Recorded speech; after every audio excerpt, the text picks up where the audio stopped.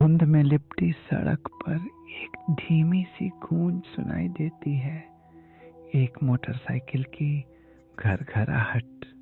राजीव ने अपनी बाइक की हेडलाइट्स को आगे बढ़ाया।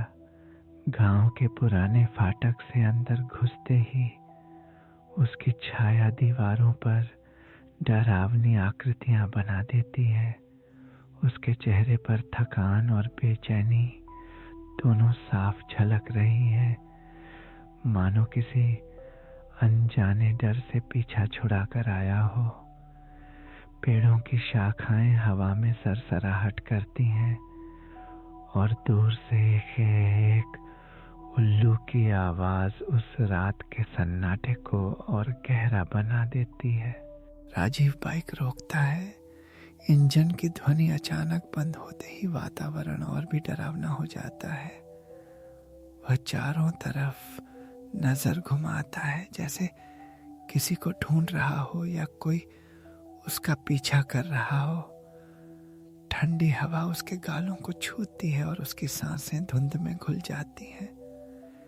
इतनी रात को यहाँ कौन होगा, या शायद कोई मेरा इंतजार कर रहा है।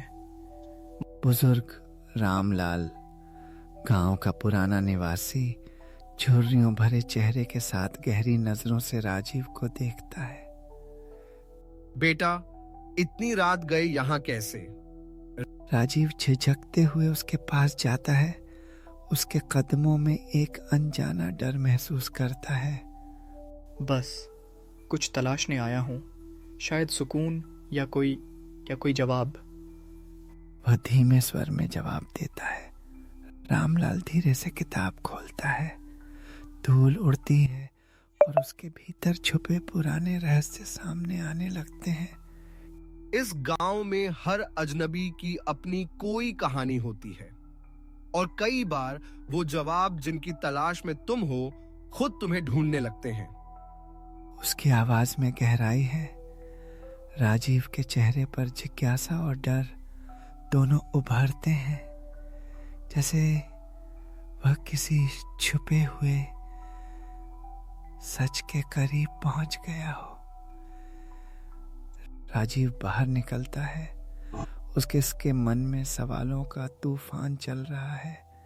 वह महसूस करता है कि गांव की हर दीवार, हर गली उसकी नजरें पीछा कर रही हैं। अकेला हूँ या किसी ने पहले ही मेरी कहानी लिख दी है।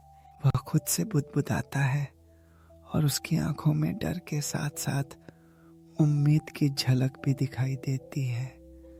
राजीव बाइक पर